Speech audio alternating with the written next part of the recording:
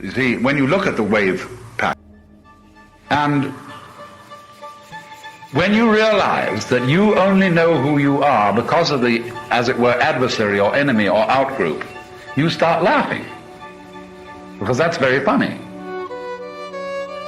It's the contrast from suddenly thinking, you know, wow, those bastards outside, and suddenly realizing that they are enabling you to take this pose of coming on tough, which you think is great. And you start laughing. And this is why society, as we now know it, is afraid of this ever getting let out. This thing goes round and round.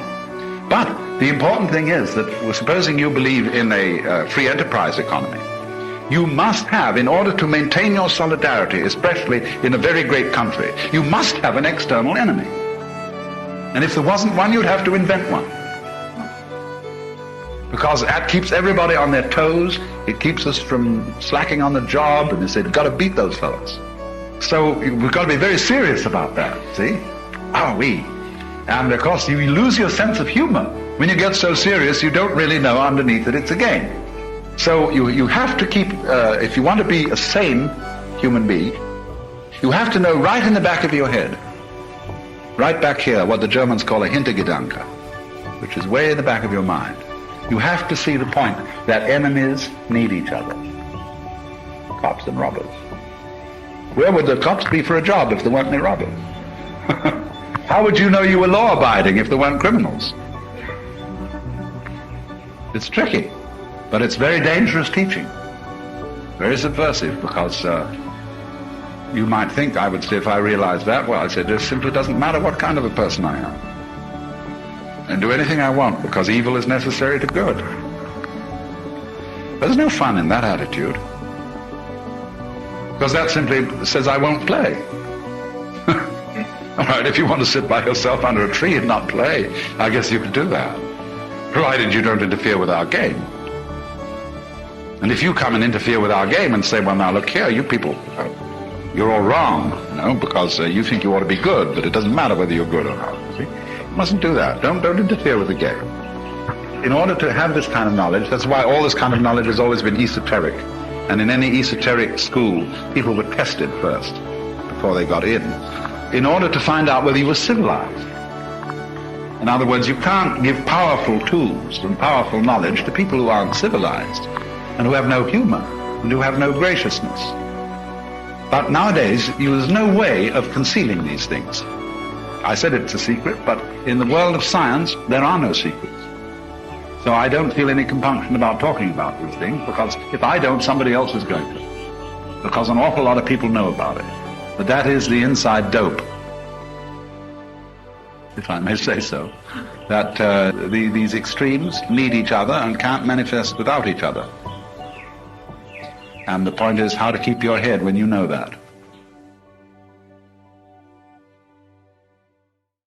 It's a curious thing about human beings. We keep trying to explain ourselves to those who have no intention of understanding. Not because they don't want to hear us, but because they can't. They're watching a different movie altogether. And here you are, standing outside the theater, trying to explain the plot of your film to someone who's still convinced they're watching theirs. It's exhausting, isn't it? This constant need to justify, to clarify, to make people understand. But what if I told you that the very act of explaining yourself to certain people is like trying to describe color to someone who's determined to see only in black and white? We've been taught that communication is the answer to everything, that if we could just find the right words, the perfect explanation, then surely people would understand. But the truth is far more interesting than that. Some people are so caught up in their own mental constructions, so hypnotized by their own interpretations of reality, that your words become nothing more than noise. And the harder you try to break through, the more energy you lose. It's like shouting into a wind tunnel. The sound goes out, but it never reaches its destination. So let me ask you something. How much of your life have you wasted trying to convince people who were never going to be convinced? How many times have you repeated yourself, rephrased yourself, exhausted yourself, all in the hope that this time This time they'll finally get it. And what happened? They twisted your words. They heard what they wanted to hear. They made you the villain in their story, no matter how carefully you explained yourself. This is not an accident. This is not a failure of communication. This is a collision between two entirely different states of consciousness. Now, before we go any further, let me be clear about something. I'm not talking about healthy disagreement. I'm not talking about people who genuinely want to understand you but see things differently. I'm talking about something else entirely. I'm talking about people who are living in a kind of trance, a self-created prison of beliefs and illusions, so solid that nothing you say can penetrate it. And the reason nothing penetrates is because they're not interested in truth. They're interested in being right.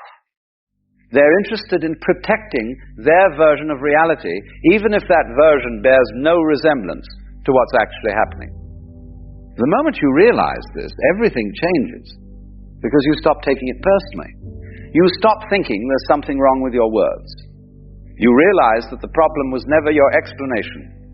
The problem is that you're speaking to someone who has already decided what you mean, what you are, and what you represent. And no amount of explaining will change that. It's like trying to reason with a dream. The dream doesn't care about your logic. It follows its own rules. Let me tell you what happens when you try to explain yourself to someone trapped in illusion. First, you waste your energy.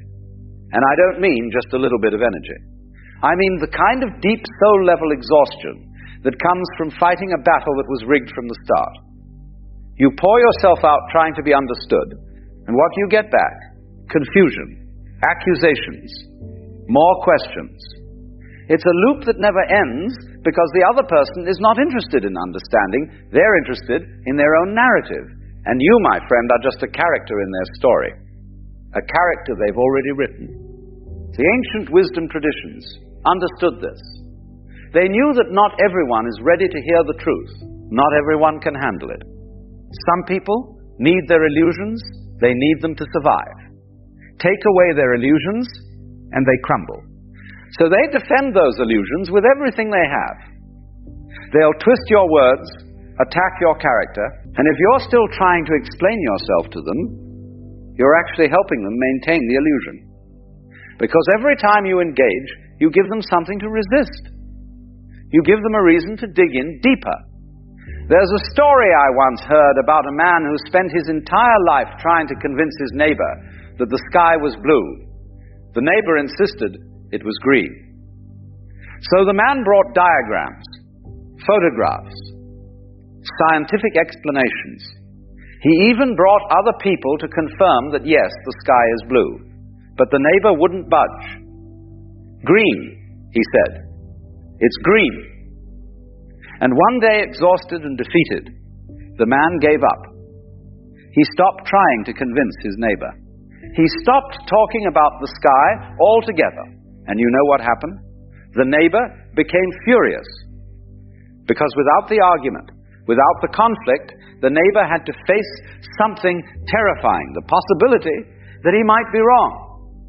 This is what happens when you stop explaining yourself to people trapped in illusion. They get angry.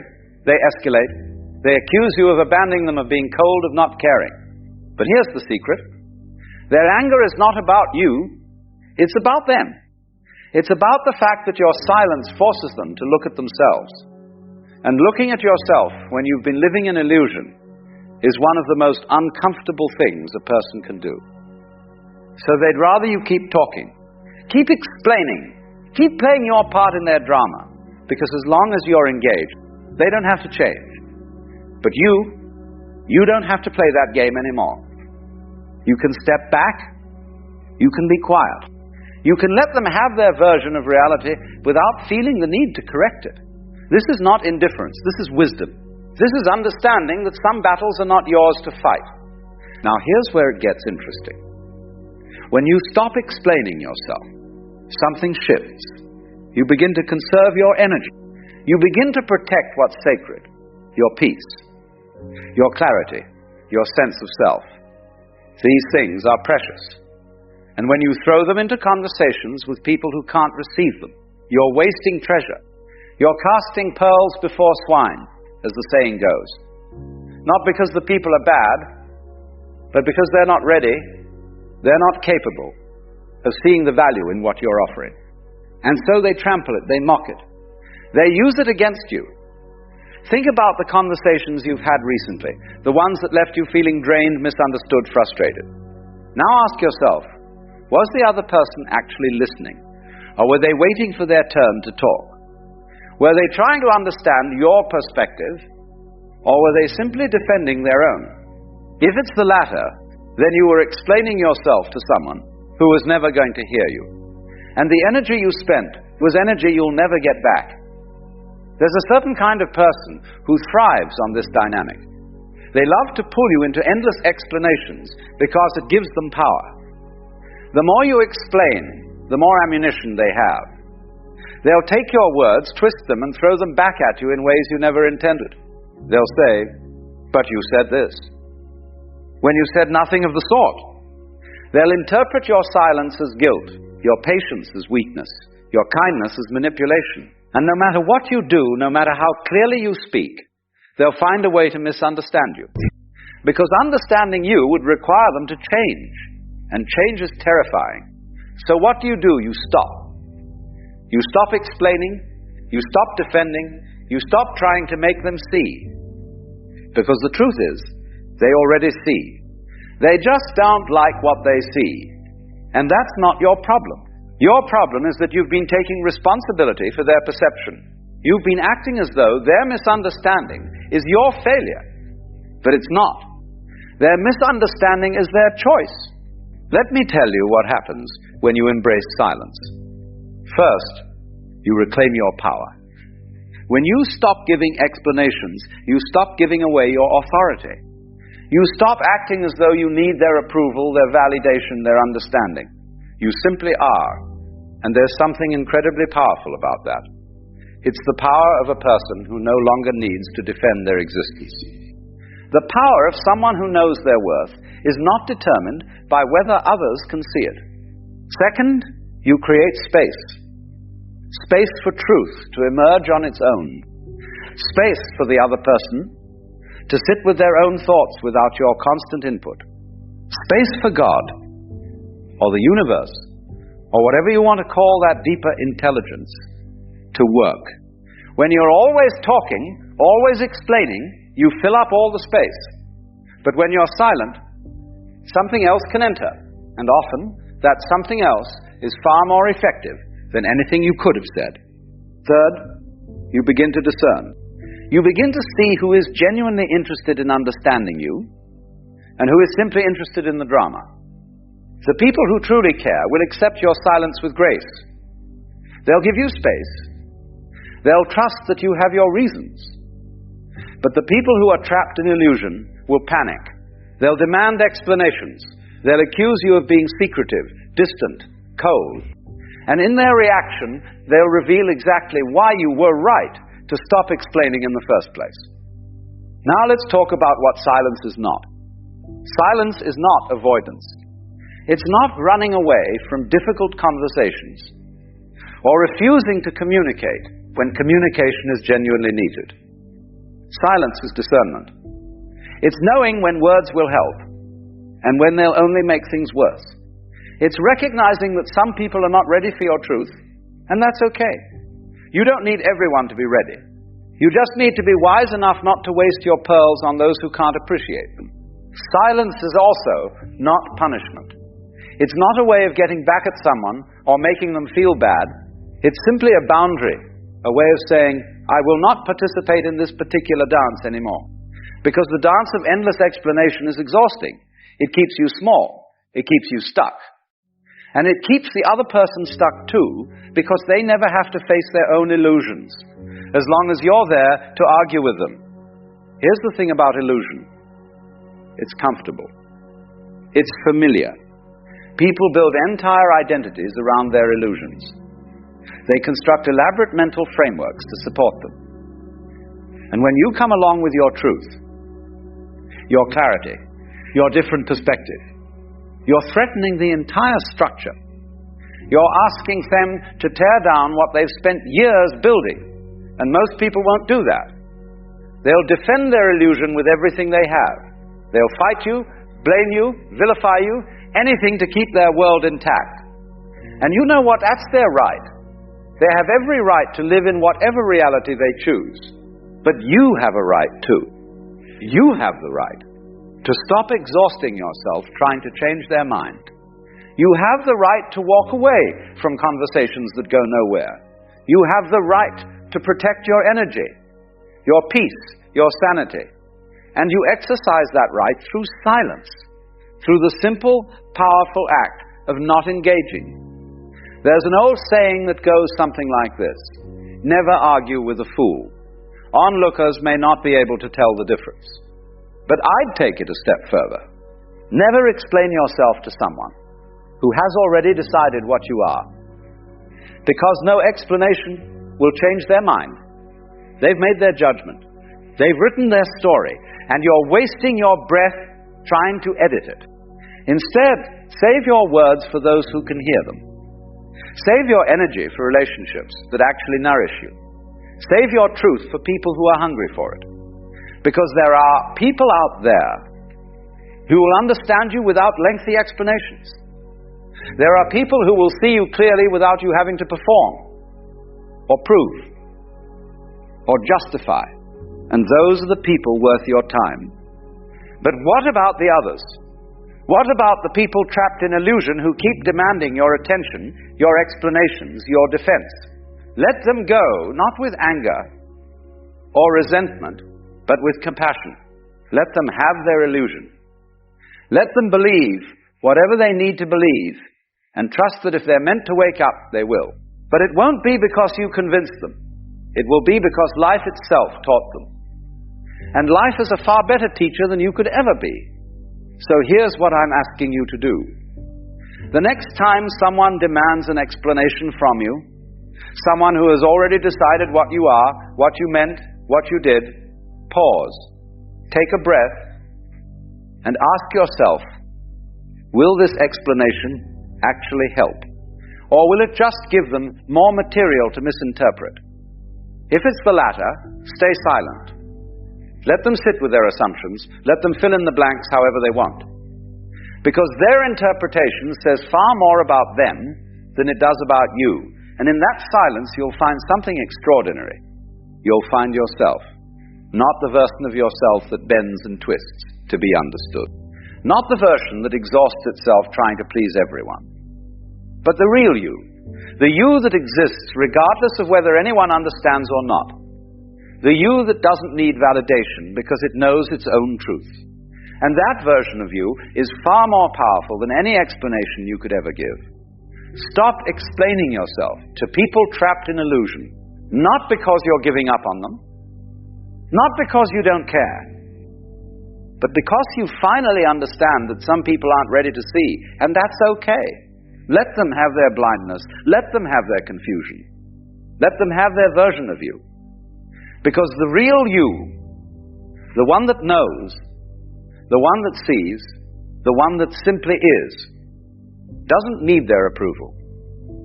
Your peace is more valuable than their understanding. Your energy is more precious than their acceptance. Your truth is more important than their opinion. Remember that. Hold on to that. And the next time you feel that familiar urge to explain, to defend, to justify, just stop. Be still. Be quiet. Be free. Because silence, my friend, is not the absence of communication. It's the presence of wisdom. And wisdom knows when to speak and when to simply let things be. There comes a moment in every person's life when the dream begins to shimmer, when the familiar world starts to look just slightly unreal. You may be sitting in traffic, or washing the dishes, or standing in line at the market, and suddenly, without warning, something inside you stirs. The voices around you feel distant, the motions mechanical, and for a brief second, you sense that you are watching a play you no longer believe in. That is the beginning of awakening. Now, it's a very strange thing, because most people don't want to wake up. They say they do, of course. They read about enlightenment, they listen to lectures, they meditate with furrowed brows. But what they really want is to dream a more pleasant dream, not to wake up entirely. For awakening, you see, has a way of shaking the ground beneath everything you thought was solid. It turns your world upside down and whispers, none of this is quite what you believed. The moment you begin to wake up, the game changes. You start to notice how much of life is made of roles, how everyone, including yourself, has been acting a part. The businessman acts successful, the monk acts humble, the teacher acts wise, the student acts eager. And you begin to laugh, not in mockery but in wonder, realizing that you too were an actor, performing your identity as though it were real. And then comes the disorienting thought, if I am not this character, then who am I? That is the first irritation you cause to others when you begin to awaken. You start to question the script, and nothing annoys a cast more than an actor who forgets their lines. Society is built on collective agreement, you see. We all pretend that money is valuable, that titles mean something, that certain clothes indicate worth, that success equals happiness. These agreements keep the game consistent. When you stop believing them, you disturb the rhythm. You may find that people around you begin to react defensively. They sense something unsettling about you, not because you preach, but because you no longer respond the way they expect. You no longer feed the drama, no longer trade in gossip, no longer chase the same symbols. You have, in a sense, stepped off the stage and begun to watch the play.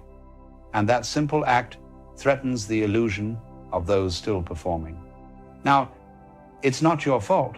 It's simply that awakening has consequences.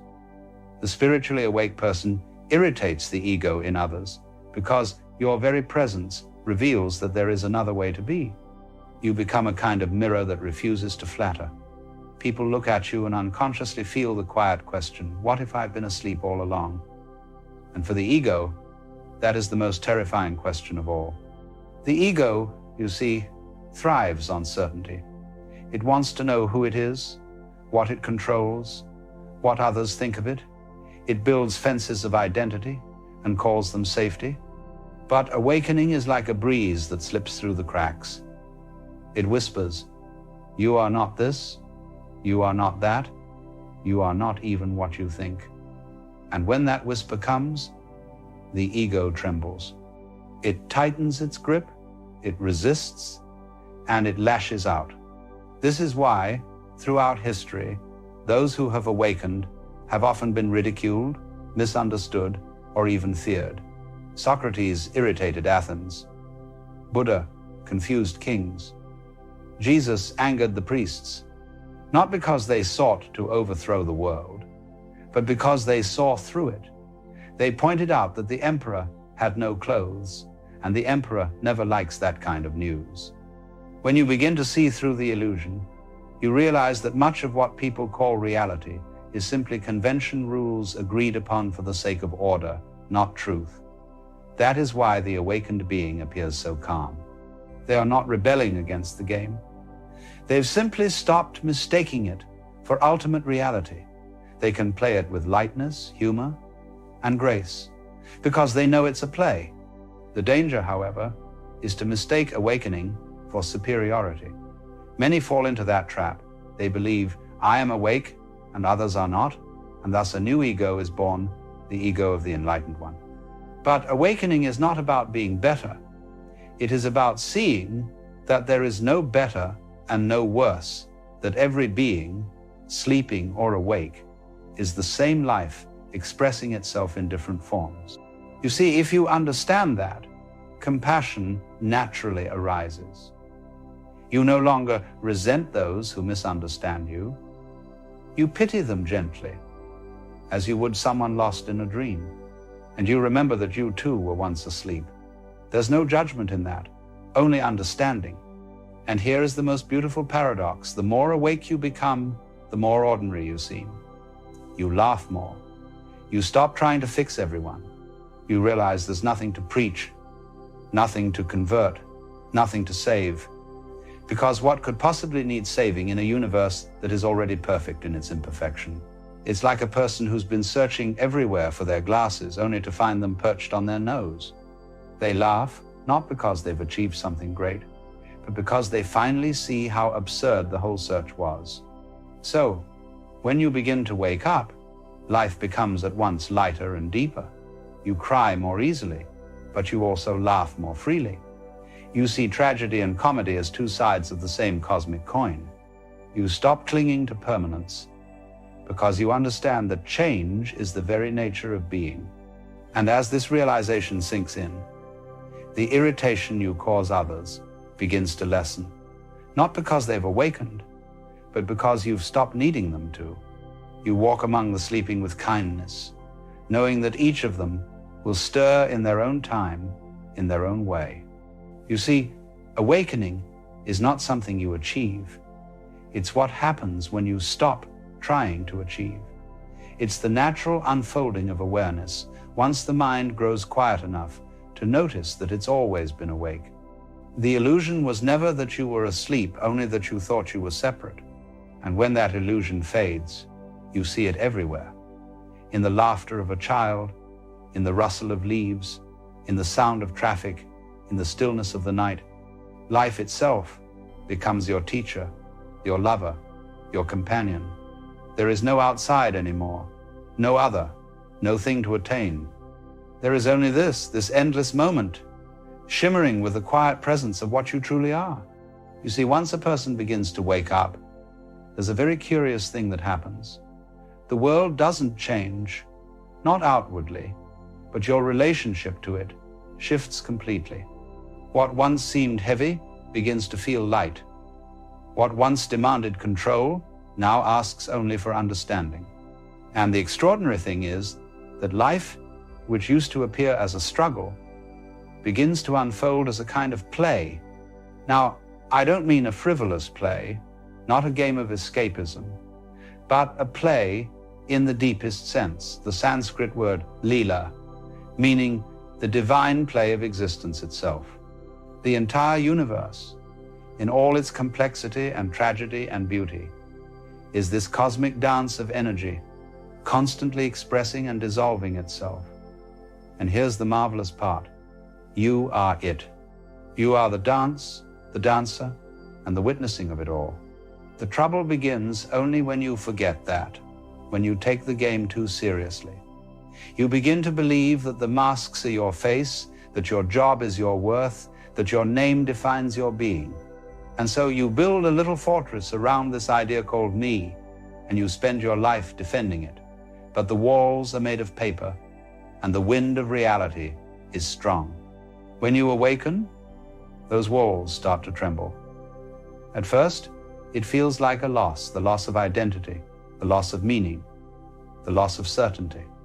But as the dust settles, you realize that nothing real was lost at all. Only the illusions have fallen away.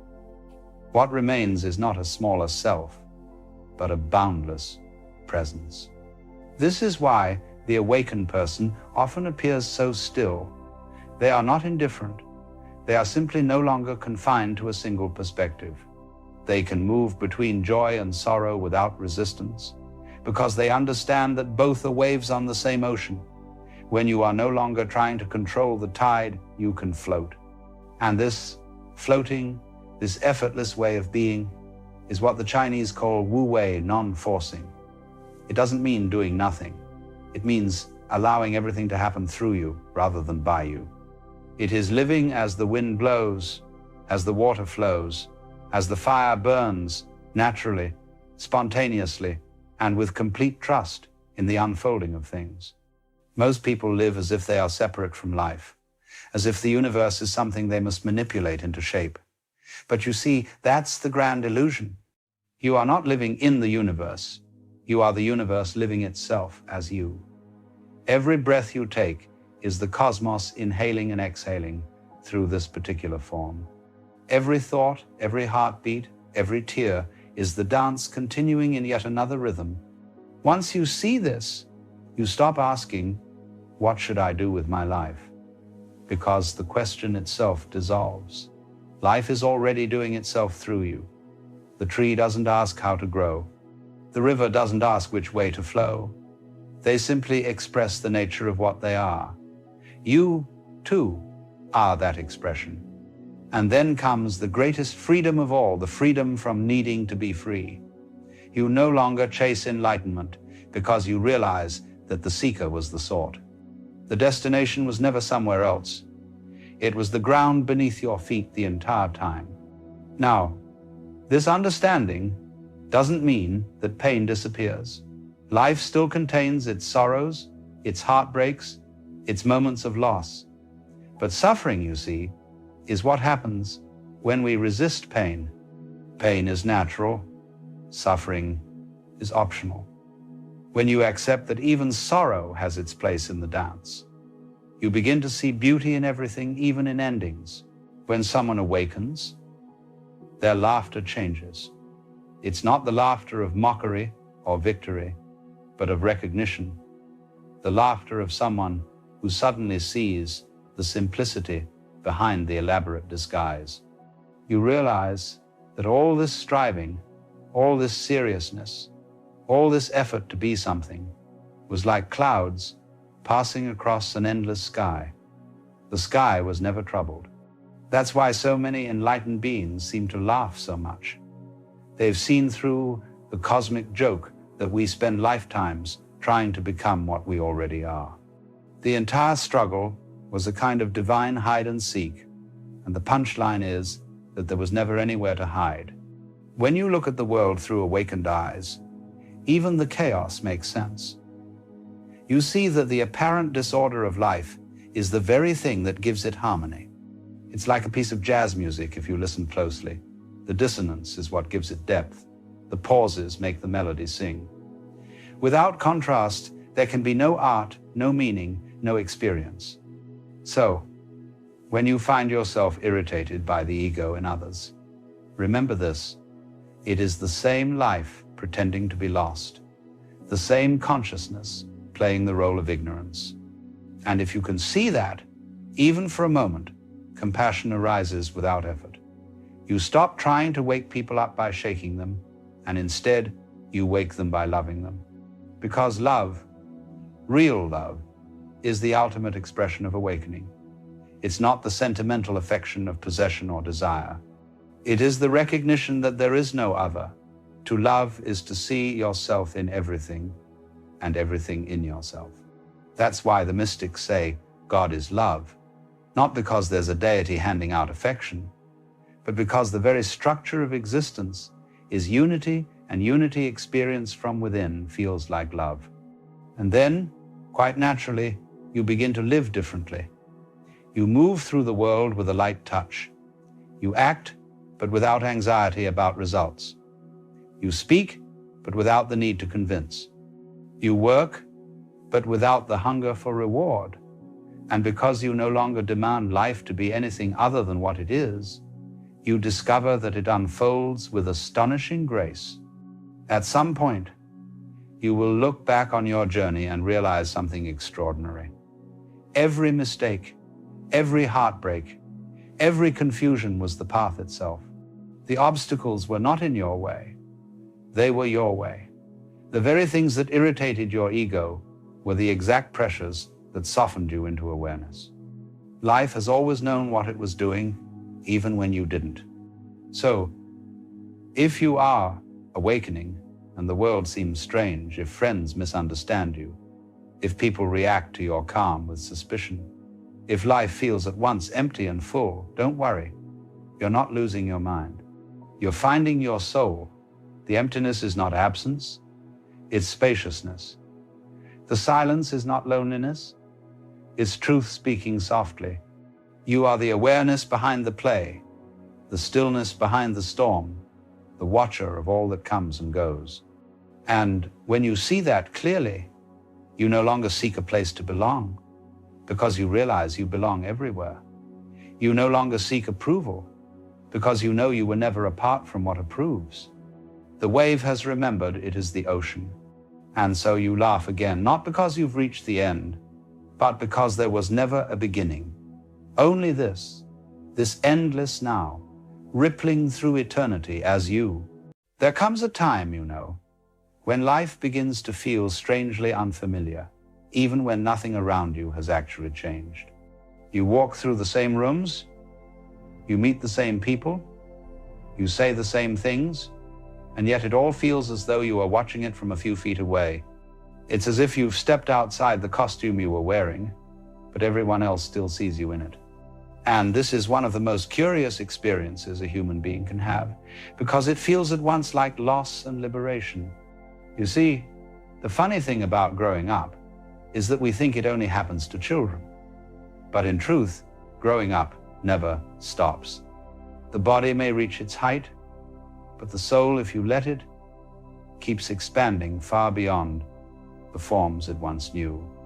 And the difficulty of this, of course, is that society isn't very well designed for it.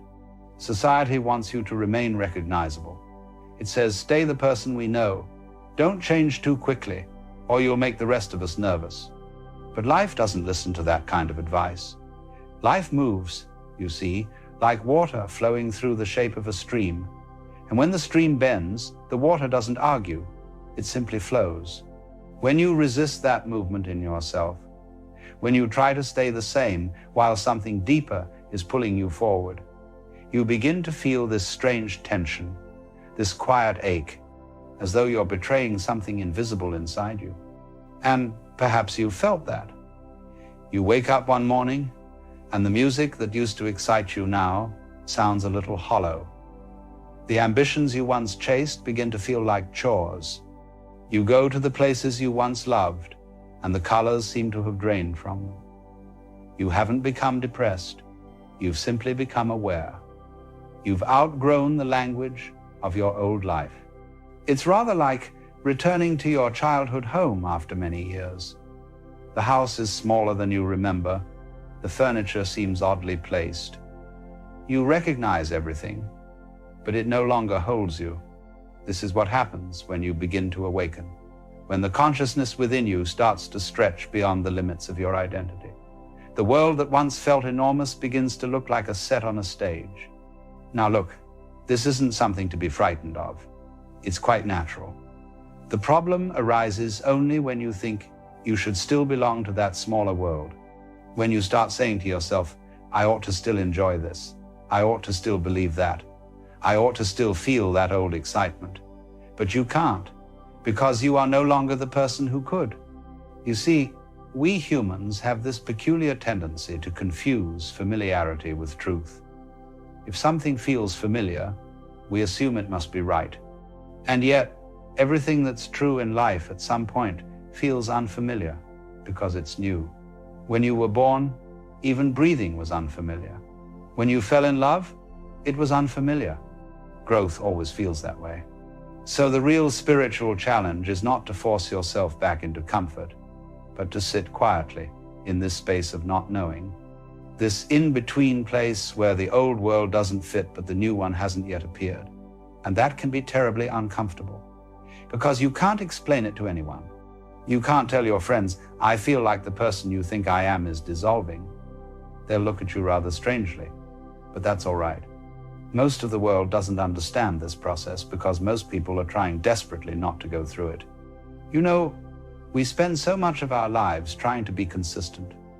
We tell ourselves we must have a clear identity, a direction, a goal.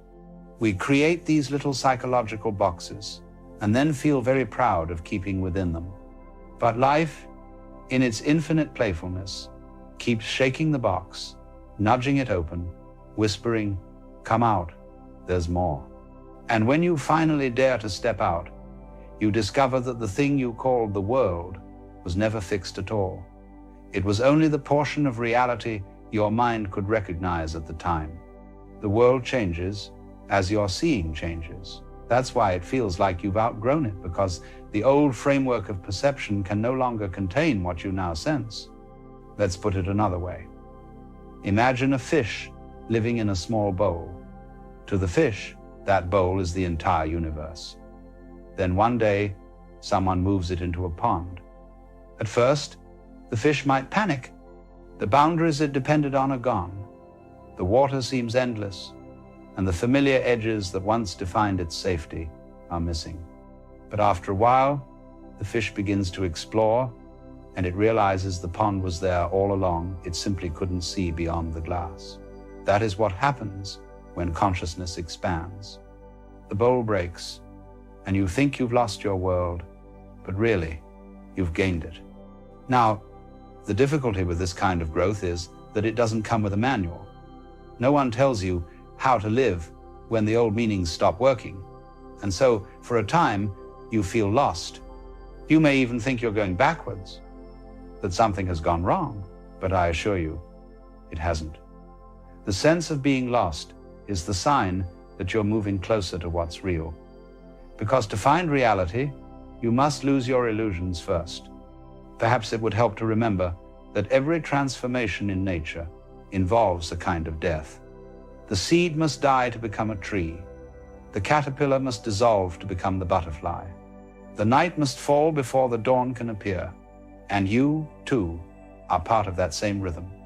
The parts of you that no longer serve your growth begin to fall away, sometimes painfully, sometimes quietly, but always inevitably. Now, people often ask, how do I know if I've really outgrown something, or if I'm just restless? Well, the difference is subtle, but unmistakable. Restlessness comes from wanting something different. Growth comes from becoming something different. Restlessness wants to escape. Growth wants to understand. Restlessness says, I can't stand this anymore. Growth says, this no longer fits who I am. And you feel it not as irritation, but as a gentle certainty. You see, real growth is never an act of rejection. You don't leave the old world in anger. You leave it in peace because you understand it. You see through it. And that understanding dissolves the need to belong to it. You no longer condemn the people who still live there. You realize that once upon a time, you did too. You can even love them more deeply because you no longer need them to be anything other than what they are. And so the world you've outgrown isn't an enemy. It's a teacher you've graduated from. And the strange melancholy that follows, because there is a melancholy, is not sadness, but gratitude. Gratitude that something so familiar could have nourished you long enough to bring you here. Now, this is where many people become confused, because they think enlightenment or awakening means always being happy, always feeling above the old life. But enlightenment, you see, is simply clarity. It's not an escape from being human. It's a deep acceptance of it. You still feel everything joy, sorrow, boredom, confusion, but you no longer resist it. You no longer mistake your passing moods for who you are. And as this realization deepens, the very world that once felt too small begins to look beautiful again. Not because it's changed, but because your seeing has. You can still walk through the same streets, talk to the same people, and yet it all feels luminous, transparent. You see the dance rather than the struggle. You see people not as obstacles, but as expressions of the same life moving through you. But you cannot reach this stage by force. You can't make yourself awaken. You can only notice when the old shell has cracked and stop pretending it hasn't. The rest happens by itself. The river flows because it must. And you too are being carried. When you let go of the effort to belong to your old story, you begin to sense the vastness that's been here all along.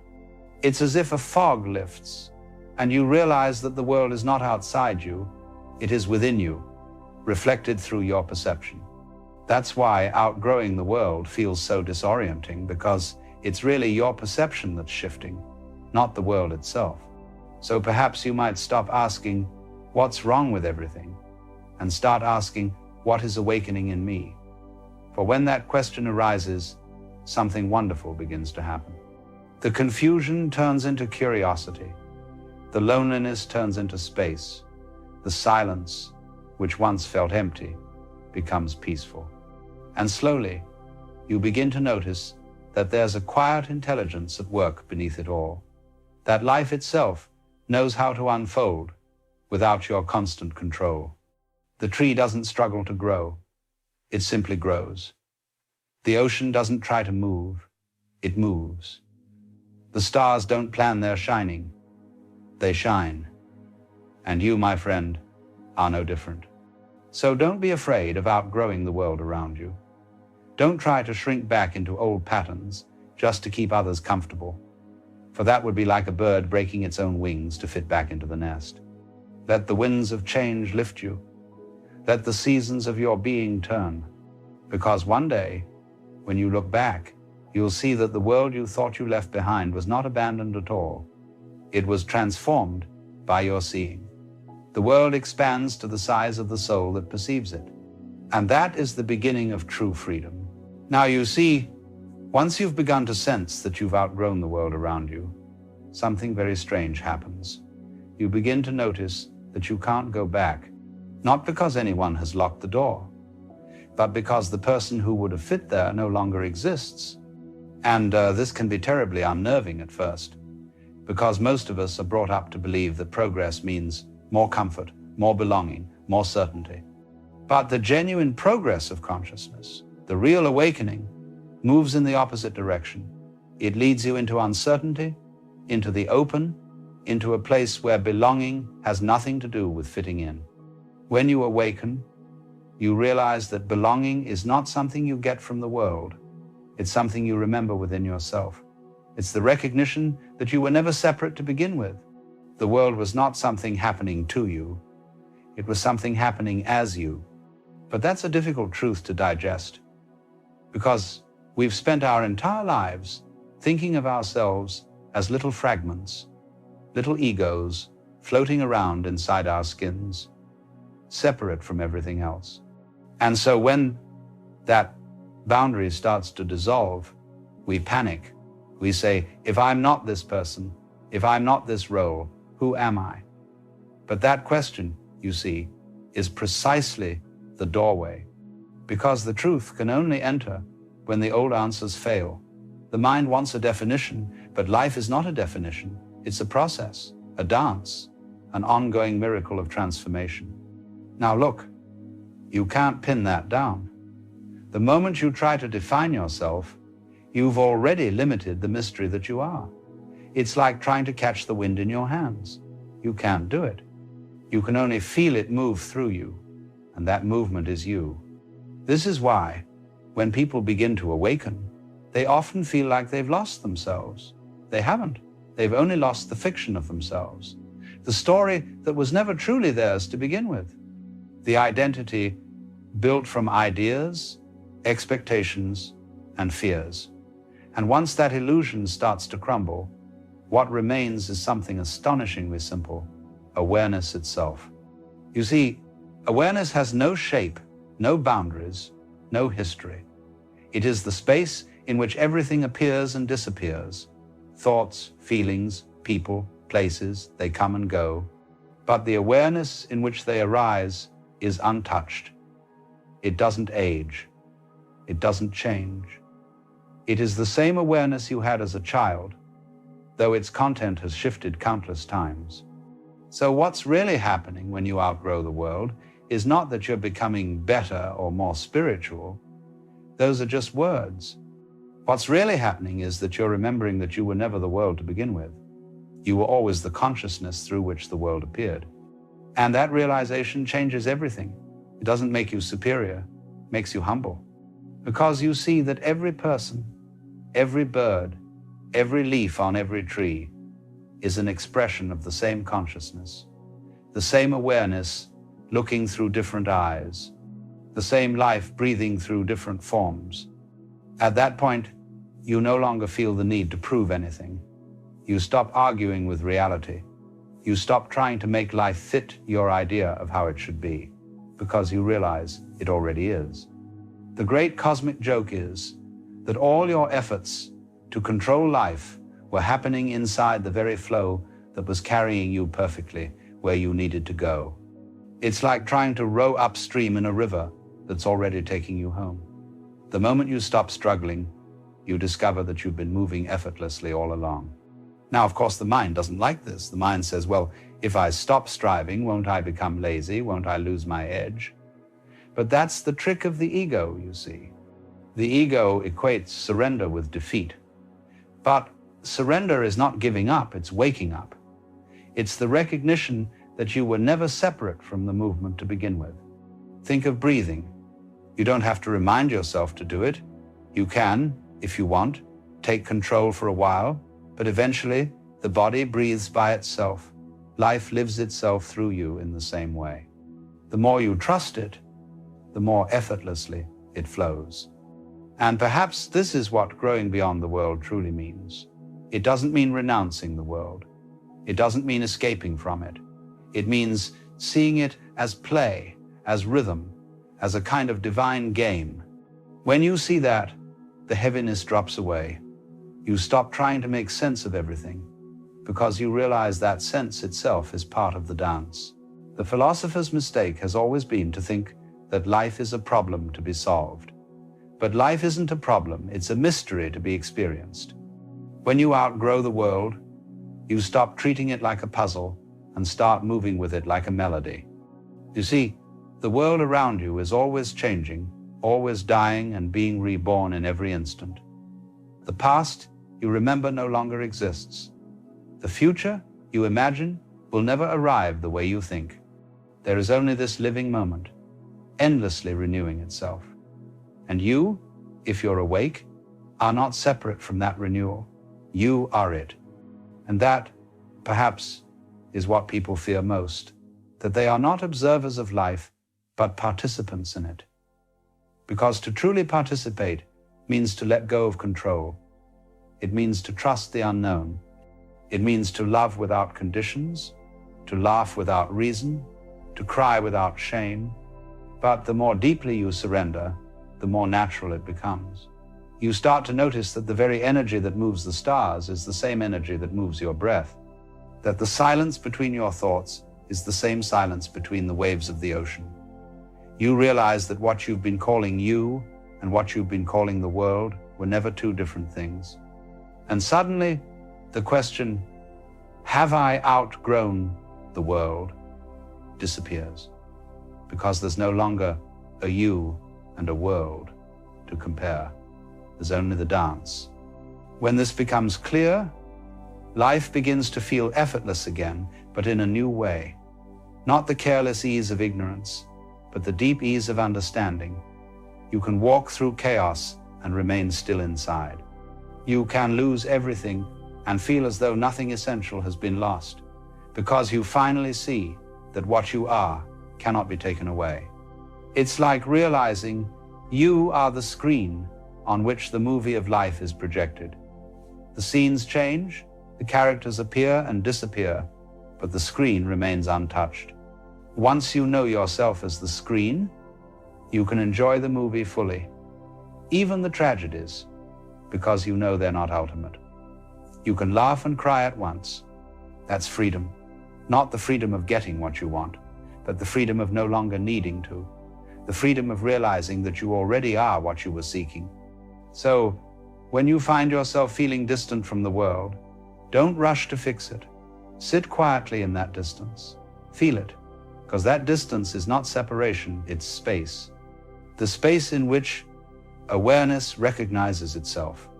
And in that stillness, you begin to sense something extraordinary, that all your growing, all your seeking, all your outgrowing were never really about reaching somewhere else. They were about remembering what you've always been. You can almost hear it in the silence, a kind of laughter beneath the surface of things. The laughter of the universe, realizing it's been playing hide and seek with itself. You pretending to be you. Me pretending to be me. And then suddenly, the game is up. We remember.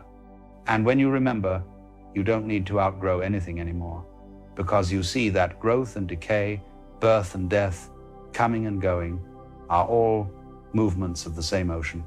You stop identifying with the wave and realize you are the water. This realization doesn't make the world vanish. On the contrary, it makes it shine. You can look at an ordinary leaf and it will bring tears to your eyes because you see eternity in it.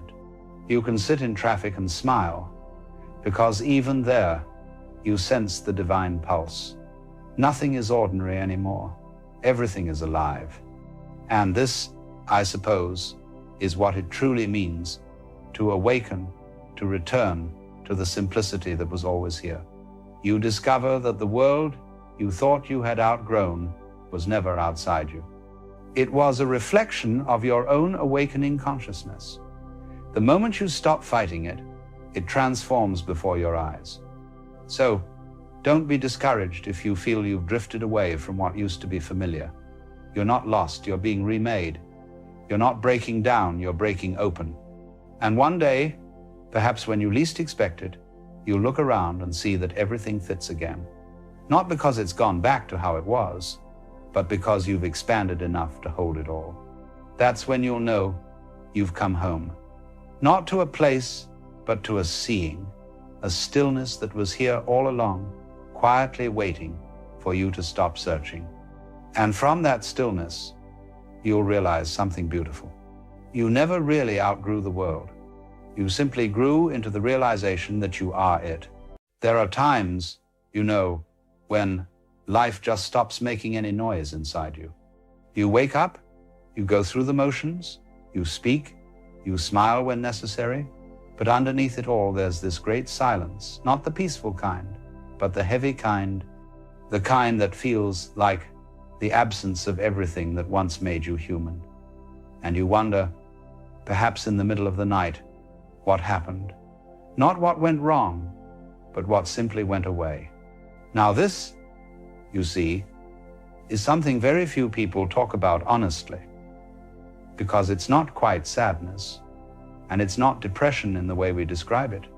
It's this strange neutral state where the heart has gone quiet. It's as though life has been drained of its taste, its color, its temperature. Food doesn't move you, music doesn't move you, beauty passes by, and you say, yes, that's nice, but it doesn't reach you. And the mind? Oh, the mind tries very hard to fix it. It says you're tired, or you need purpose, or you must be missing something. And so we set out again on another little quest. We read another book, we buy another thing, we start another project, and for a few moments, we feel that flicker, that little flame of being alive, and then, almost cruelly, it disappears again. Now, perhaps you've noticed that when you feel nothing at all, the temptation is to run toward something, anything that will make you feel again. And yet, the more you run, the quieter it gets inside. You start to realize that what you're trying to escape is not outside of you. It's this very absence itself. You're afraid of it. You're afraid of nothingness. Let me tell you about a man I once met after a lecture. He waited until everyone had left, and then came up to me with that sort of half smile people wear when they're holding back tears. He said, "Alan, I don't feel anything anymore. Not joy, not sorrow. It's like my life has gone flat, and I'm terrified that I've broken something inside myself." And I said, "Well, perhaps you've broken the illusion that something inside you needs to always be feeling." You see, we have this idea that feeling is proof of being alive, that to feel nothing is to be half dead. But that's not true. Sometimes, to feel nothing is to stand at the very edge of transformation, because feeling nothing is what happens when the old ways of responding no longer make sense, when the machinery of your personality, all the habits, all the emotional reflexes have finally worn out. And so, for a while, you're left in this strange twilight. You're not who you were, but you haven't yet discovered who you are. And in that interval, it feels like a kind of death. The Buddhists have a word for this, shunyata, emptiness. Not emptiness as in despair, but emptiness as in spaciousness, as in a room cleared out so that something new might enter. But we in the West, we've never been very good at letting rooms stay empty. We rush to fill them with noise, with company, with goals. We can't bear the echo, and yet it's precisely that echo that begins to teach us something. Because when you finally stop running from it, you start to hear something softer within the silence. You start to notice that this nothing is not hostile. It's not an enemy. It's a space. And in that space, you are still there. You haven't vanished. You're simply resting from the performance of being someone. Now, if you've ever truly felt this kind of emptiness, you know it can't be solved by self-improvement. You can meditate, journal, change your diet, change your surroundings, and yet the silence remains. That's because the silence is not a problem. It's a teacher. Think of it like the winter of the soul. In winter, the trees look dead, the ground is cold, lifeless. But what's really happening is not death, it's incubation. Life is gathering itself unseen beneath the surface, waiting for the right season to emerge again. But if you were to judge the tree in winter, you'd say, it's over, it's finished. And that's what we do to ourselves when we feel nothing. We think something's gone wrong, but what's really happening is that the part of us that used to be moved by certain things no longer needs to be. That version of us has outlived its time. And so we call it numbness, but perhaps it's simply ripening. Now, of course, when I say this, people sometimes protest. They say, but Alan, if I don't feel, how can I love? How can I care? How can I live meaningfully? And I say, my dear, what if love itself is larger than feeling? What if caring doesn't always come with passion, but sometimes with quiet presence? What if meaning is what remains when you stop demanding life to feel a certain way? You see, we've confused feeling with aliveness, and in doing so, we've made aliveness terribly fragile. We think that to be alive means to be excited, inspired, passionate, moved, but that's just one flavor of it. There's another kind still, vast. Clear the aliveness of simply being aware. When you begin to realize this, the fear starts to ease. You no longer demand that every moment sparkle. You stop accusing yourself of being broken because you're not laughing or crying or thrilled. You start to see that there is peace in neutrality. There's a strange beauty in not needing life to perform for you. And in that moment, the numbness becomes softer. It begins to open like a shell. You start to feel not emotion, but presence. The texture of air, the sound of your own breathing, the subtle rhythm of existence. You see, when you stop searching for fireworks, you start noticing the candlelight. Now, the man I mentioned earlier, the one who said he felt nothing, he wrote to me a few months later. He said, I still feel nothing extraordinary, but it doesn't frighten me anymore. I go on my walks, I watch the sky, and sometimes I feel something small, something quiet. Not joy, exactly, more like belonging. And that, I think, is the beginning of awakening, because the heart doesn't reopen through force, it reopens through gentleness. When you stop demanding to feel alive, life returns to you in the most unassuming ways. It's rather like the way a wild animal returns to the forest after a storm. It waits until everything is still. If you go thrashing about shouting, come back, it will hide deeper. But if you sit quietly, not needing it, not forcing it, eventually it appears again curious, cautious, alive. And so it is with the human spirit. When you stop chasing feeling, feeling finds you. You see, most of our suffering comes from thinking we've lost something that was never ours to begin with. We say, I've lost my spark, or I've lost my joy, as though joy were an object you could misplace. But you never had it. It was never a possession. It was a rhythm and you were dancing to it. When the music changes, the body pauses. But the pause is not the end of the dance. It's part of it. The silence you fear is part of life's rhythm. The space between notes makes the music possible. Now, perhaps, if you're in that space right now, the worst thing anyone can tell you is cheer up or find your passion again, because they don't understand that what's happening isn't a problem to solve, it's an unfolding to witness. So instead of asking, how do I feel again? Ask, can I stay here long enough to see what this silence has to show me? Because if you can, you will start to notice that even in the emptiness, something subtle moves, awareness itself. And that, my dear, is life quietly breathing through you, even when you feel nothing at all. You see, we've been taught to think of awareness as a servant of feeling, as though being aware is only useful when it's filled with excitement or meaning. But awareness doesn't need a reason, it simply is. It's the background upon which all feelings appear and disappear. And when the feelings are gone, the awareness remains, quietly watching. So when you say, I feel nothing, what's actually happening is this. Awareness is still there, but it's no longer occupied. It's no longer being fed by the usual dramas and desires. It's as though the theater of your life has gone dark, the actors have gone home, and you're sitting in the empty hall, listening to the quiet. And at first, it feels lonely, intolerably so. But if you stay, if you resist the urge to switch the lights back on, something extraordinary begins to happen. You realize that the silence is alive.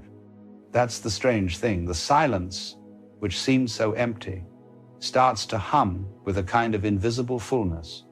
You notice the hum of the refrigerator, the distant bark of a dog, the feeling of your own pulse in your hands. You start to sense the world breathing around you.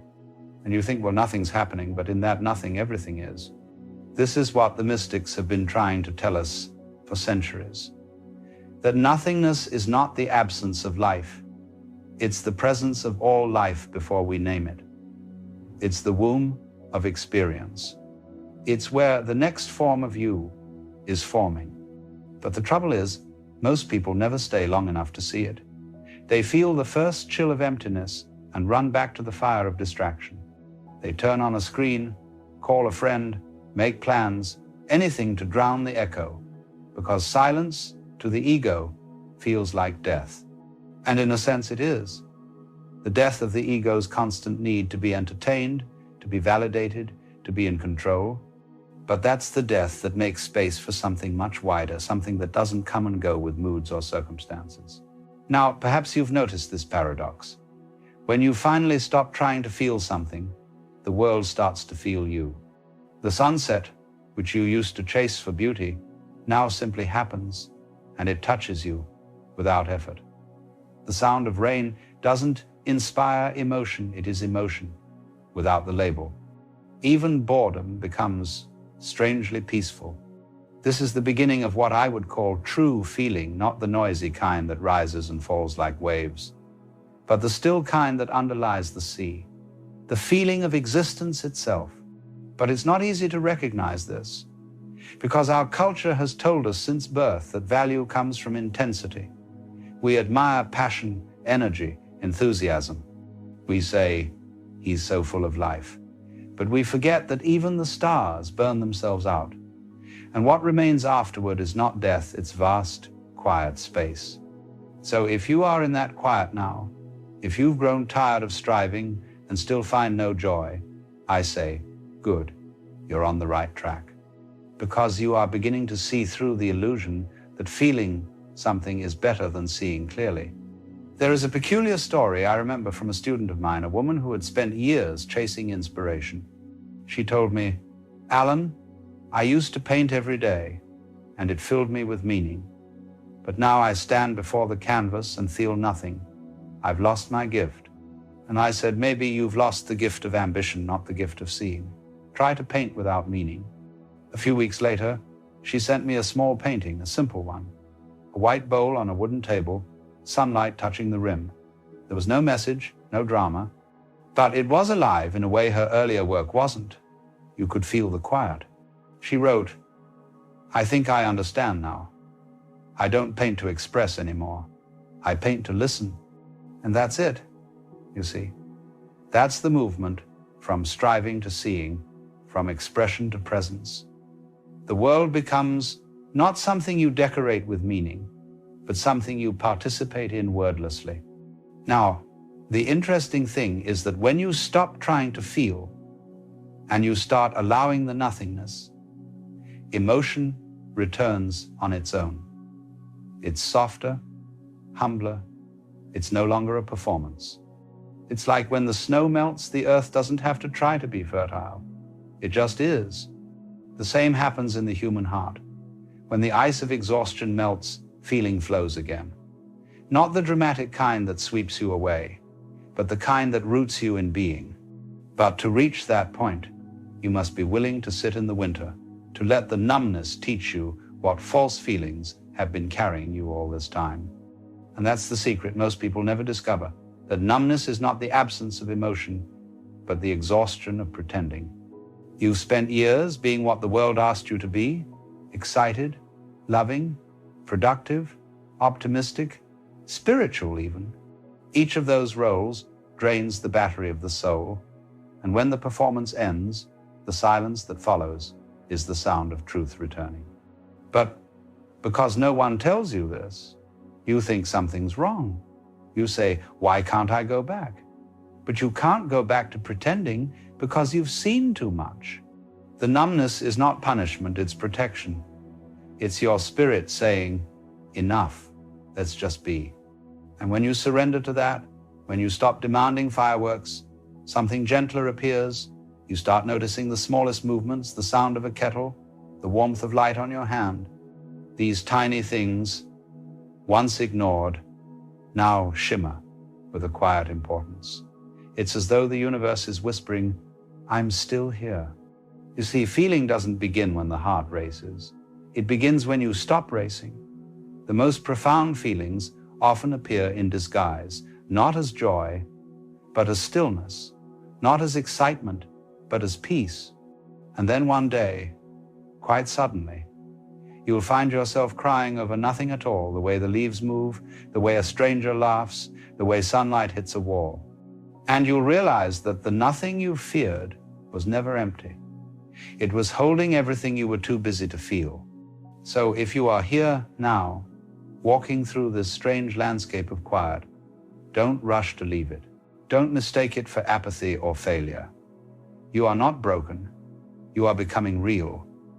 The world you once knew was built on noise. And silence, at first, feels like loss, but it's only clearing the ground for truth. Every seed feels buried before it grows. So let the numbness be your soil. Let it cover you, hold you, and trust that what looks like emptiness is just the space life needs to begin again. Because one day, you will wake up and realize that nothing has changed and yet everything feels alive again. The same sky, the same faces, the same world, but you are seeing it from beyond the veil of meaning. You are no longer trying to extract feeling from life, you are letting life feel through you. And that, you see, is the difference between being alive and knowing you are alive. When you've sat in the stillness long enough, something begins to move again. Not the mind that's been running all along, but something deeper. Something that stirs beneath the surface like the first ripple on a frozen pond. It doesn't come as fireworks or revelation. It comes as warmth. A faint warmth that feels almost fragile at first, like the light of dawn before the sun rises. You can't quite explain it. Nothing in your life has changed. You're still the same person, sitting in the same chair, looking at the same world. But something in the way you see has shifted. The silence that once frightened you now feels intimate. The emptiness that once felt hollow now feels safe, as though you're resting in the hands of something vast. And then it hits you, this is what you were running from all along. Not the pain, not the sadness, but the simplicity of being. Because to simply be is to give up control. It's to stop managing your own aliveness and let it unfold on its own terms. It's a humbling thing to realize that life doesn't need your constant supervision, that the heart beats without your permission, that breath moves in and out without your will. And when you stop interfering, you see that the world has always known how to take care of itself. We imagine ourselves as the authors of our experience, but really, we are the readers. The story is already written in the language of time and change, and our only task is to read it aloud with wonder. The reason most people can't feel is not because they're empty, but because they're trying to write faster than they can read. They're trying to force meaning into a moment that hasn't yet revealed itself. But meaning is not a thing you make, it's something you notice when you stop trying to manufacture it. You may recall a time in your life when you laughed so hard you forgot yourself, or looked at the ocean and felt both small and infinite. That's the moment you stopped thinking about life and started being with it. That's the return we're all aching for, the home we keep leaving without knowing. And you begin to see that even your numbness was part of that homecoming. It stripped you of everything that wasn't real, your ambitions, your self-image, even your spirituality, until only awareness remained. That's why people mistake awakening for emptiness at first. Because awakening isn't adding light to the darkness, it's realizing the darkness was light all along, misunderstood. You can't awaken from something that isn't dreaming. And the dream, you see, is this endless pursuit of how you think you're supposed to feel. But when you wake, even slightly, you see that every state, joy, sorrow, confusion, numbness, was never a mistake. It was all life exploring itself through different textures. You are not supposed to always feel vibrant. You are supposed to feel alive, which includes the quiet, the empty, the lost, and the tender. Now, the remarkable thing is that when this understanding starts to sink in, love appears. Not the romantic kind, not even the emotional kind, but the kind that feels like gravity. A quiet recognition that everything belongs. The mistakes, the silences, the parts of you tried to fix, all of it was already part of the dance. You start forgiving yourself without effort, because you see there's nothing left to forgive. The one who made the mistakes no longer exists. That version of you was doing its best with the light it had. And this love, this quiet, unconditional recognition begins to color everything. You see the world not as a set of problems to solve, but as a constant movement of form and disappearance. And you realize nothing ever truly leaves. Things change, yes, but disappearance is only transformation by another name. This is when feeling returns, but it doesn't arrive as drama, it arrives as grace. The way water returns to the earth, not with thunder, but with rain. You find yourself feeling moved by small things, again, a bird pausing on the window, the sound of someone laughing nearby, the weight of your own breath. You don't chase these moments. They appear naturally, like reflections in still water. And then you understand feeling was never gone. You were simply looking for it in the wrong direction.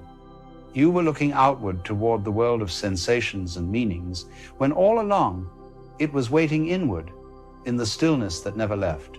When you stop running from nothingness, you find it's the only place peace has ever lived. And that peace is not an experience, but a condition of being the natural state beneath the noise. It doesn't depend on mood, achievement, or clarity. It's the quiet recognition that everything you touch is temporary, and that this is not a tragedy, but the very reason life can be beautiful.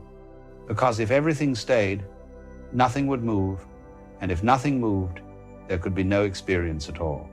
So feeling nothing for a time is life teaching you how to stop confusing movement with meaning. It's the pause between the notes that lets the music breathe. You begin to live differently when you know this. You stop grasping at pleasure and stop running from pain. You begin to trust the seasons of your own spirit. When joy comes, you welcome it, but when silence returns, you don't fight it, you make tea for it.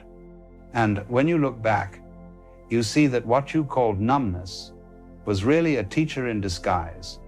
It came to strip away what was false, so that what was true could finally be felt. I remember once a man asked me, "Alan, how do I find peace?" And I said, stop looking for it as something to find. Start seeing it as what remains when the search ends. The man said, "Then should I do nothing?" And I smiled. Doing nothing is still doing something. The trick is to stop trying to do nothing and allow yourself to be what is already happening. This puzzled him, as it does most of us. But later he wrote to me saying, "I sat by the river for hours, and nothing happened until I realized that the river was doing all the happening." That's it. When you stop trying to force life, you realize life has been living you all along. The numbness fades not because you escape it, but because you stop naming it. When you stop calling it emptiness, it becomes space. When you stop calling it loneliness, it becomes presence. When you stop calling it meaninglessness, it becomes freedom.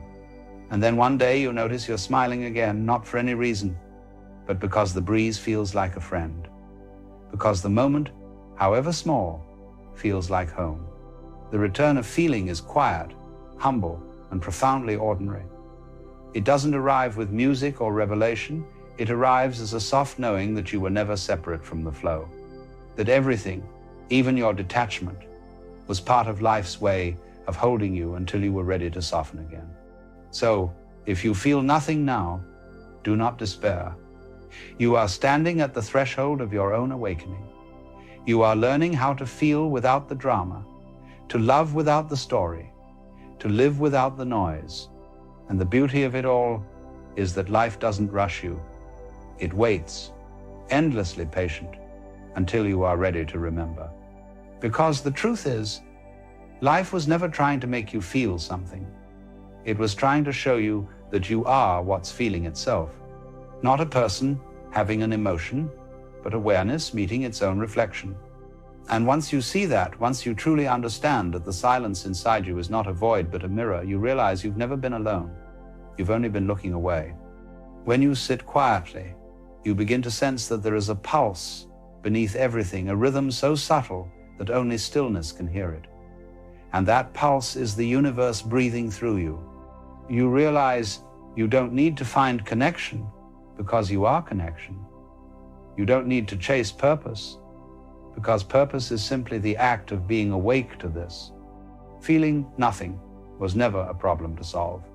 It was a doorway through which you step, leaving behind the noise of identity and entering the space where being and feeling are one and the same. And when you walk through that door, life no longer happens to you. It happens as you. The rain falls, and you are the rain.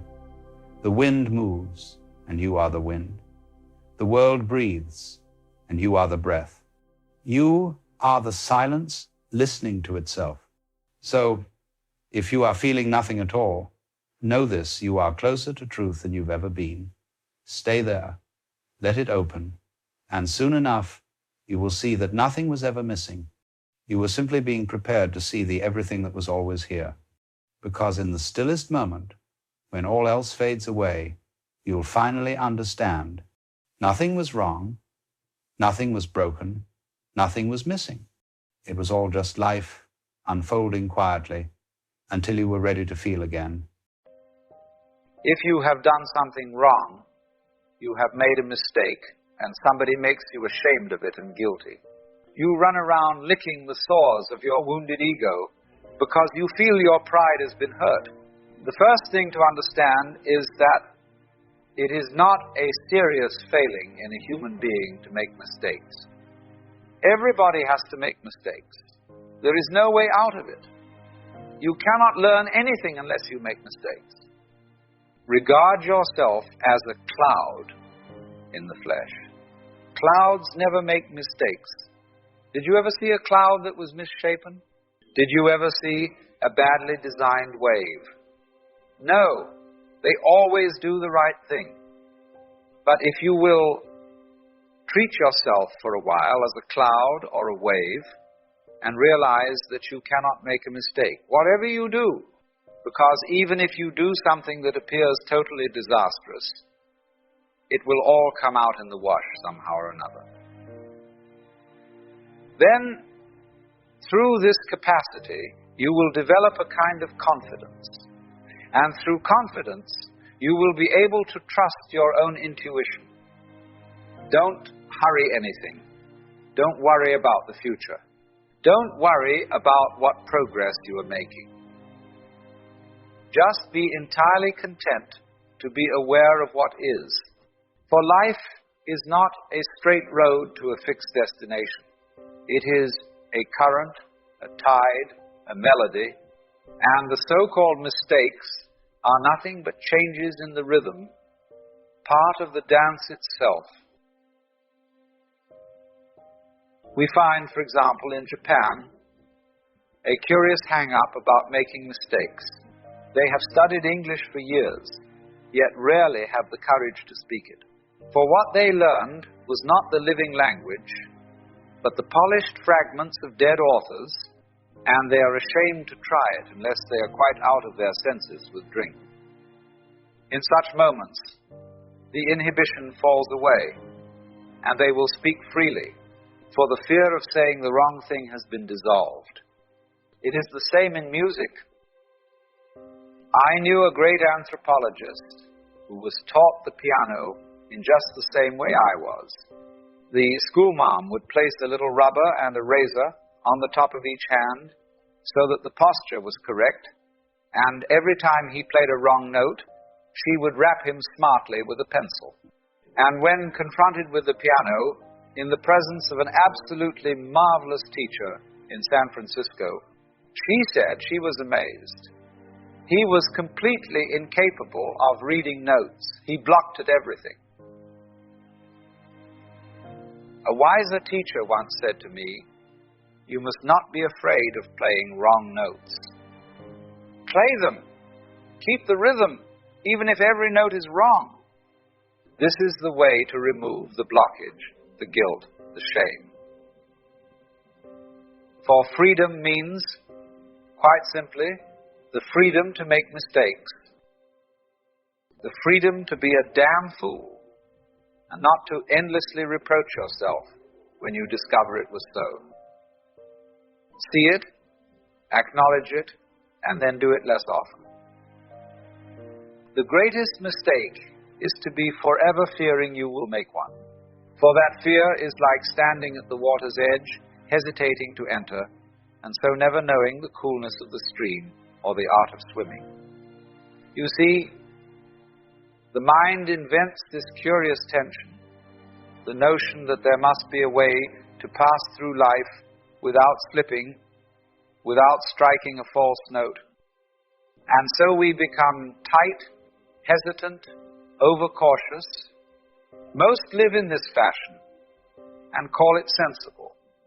Yet it is a creeping common sense that slowly robs life of its sparkle. When you are afraid to take a chance, that is precisely the moment to take it. For fear is only the shadow cast by possibility. For what you leave undone will trouble you no less than what you did wrongly, but without the flavor of having dared. It is only those who do nothing who make no mistakes, and in doing nothing they make the most serious mistake of all. Better to stumble forward than to remain unmoving. A wrong note, kept in rhythm, still belongs to the music.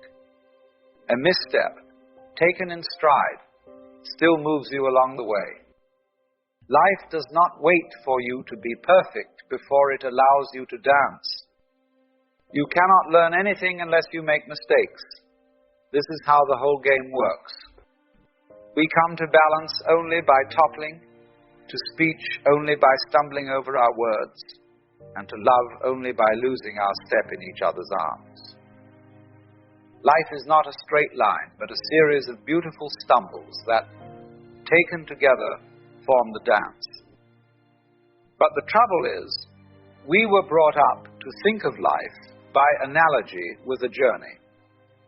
A pilgrimage with a serious purpose at the end, and the whole thing was to get to that end. Success, enlightenment, heaven after you are dead. And so we miss the point the whole way along. For life is not a journey to be finished, but a musical thing, and you were meant to sing or to dance while the music is being played. In the natural world, there is no such thing as failure. A tree that bends in the wind is not incorrect. The river that shifts its course has not spoiled the plan. Nature proceeds entirely by trial, variation, and change. What you and I call mistakes are simply her way of finding out what works And there is no need to fear what lies ahead, for the future is only a concept. It does not exist. Time is always now. When fear of the unknown is replaced with curiosity, we find ourselves in an infinite stream of possibility. Life is not a problem to be solved, but an experience to be had. And the so-called mistakes are simply part of that experience. To be alive is to be unfinished. And the unfinished is always learning. Perfection is a ghost we chase and never catch. It is an image in the mind, smooth, flawless, unmoving, and because it is unmoving, it is lifeless. Nature knows nothing of it. In the whole unfolding of the seasons, in the shape of clouds and the curve of rivers, there is not one straight line, not one flawless surface, yet everything fits without strain. We are taught to imagine that somewhere there exists the right way, the perfect note, the perfect step, the perfect word, and that our task is to find it and repeat it without deviation. But this is to mistake the echo for the music. The vitality of life lies in variation, in change, in the unexpected.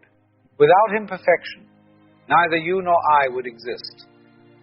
It is the odd turn of the branch that catches the light, the offbeat in the rhythm that gives the music its sway. When we try to iron out every deviation, we flatten the very thing that makes life alive.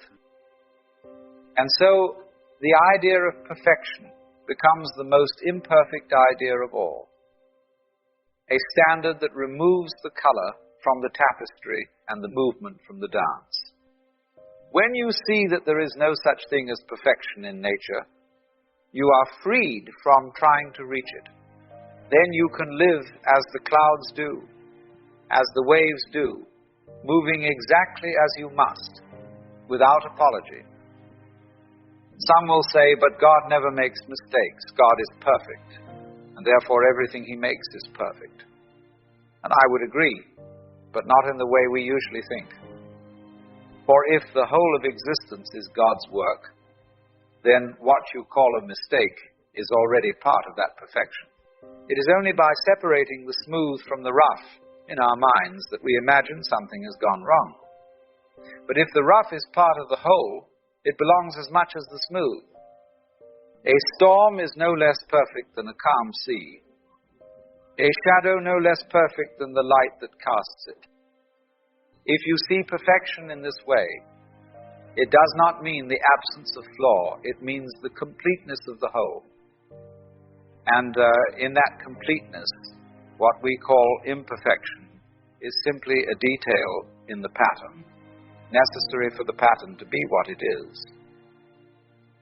So, if God is perfect, then even your missteps are already folded into that perfection, just as a wrong note, once played, becomes part of the song. Once you see that what you call imperfection is part of the whole, you can stop treating yourself as an exception to the rule. For you are not some foreign object dropped into the universe. You are as much a part of its movement as the wind in the trees and the foam on the shore. Love yourself for trying, even when the outcome is not what you hoped. A mistake is not proof of your inadequacy, but evidence that you were in motion, engaged in the game, taking part in the dance. It is the still, unmoving stone that makes no errors, but it also never lives. Forgiving yourself is often harder than forgiving someone else, because you remember every little blunder and replay it over and over. But there's no need to keep doing that. The past is done. You can't rub it out, but you can stop carrying it around. See what it showed you, take the lesson, and drop the rest. And extend this same compassion outward. At an early age, we must decide whether the mistakes of others are bigger than our love for them. Most of the bitterness in the world comes from forgetting that every one of us is fumbling along in the same human way.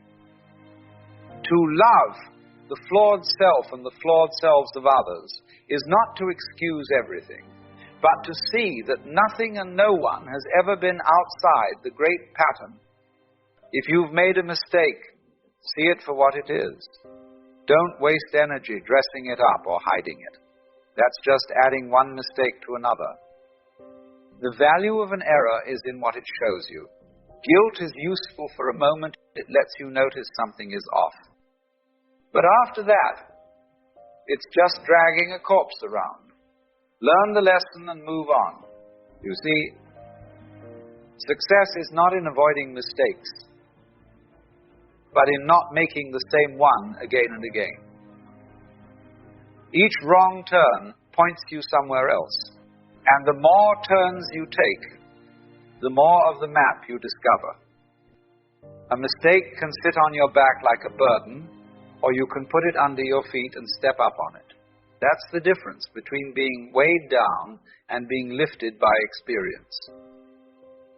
And when you look closely, you'll see that mistakes aren't interruptions to life. They are woven into its very fabric, each one a thread leading you to the next chapter.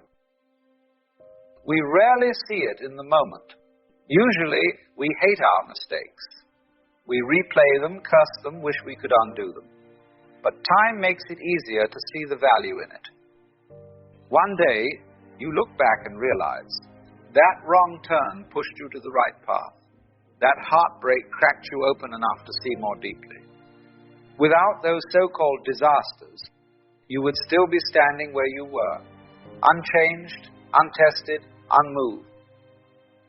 Every mistake was a bridge, each one linking you from the person you were to the person you could become. And without crossing those bridges, life would have simply stayed the same. Without them, there is no movement, no variation, no discovery. As in music, the wrong note in the right rhythm becomes part of the song. So go make new mistakes. Don't keep polishing the old ones. Play something else. Make glorious, ridiculous mistakes. Make the kind no one has thought of before. You see, life is not a problem you're supposed to solve. It's an experience you're supposed to have. And an experience without the unexpected is no experience at all. The sooner you make your first 1,000 mistakes, the sooner you'll know how to work with them. The more you risk the wrong note, the richer your music becomes. So go on.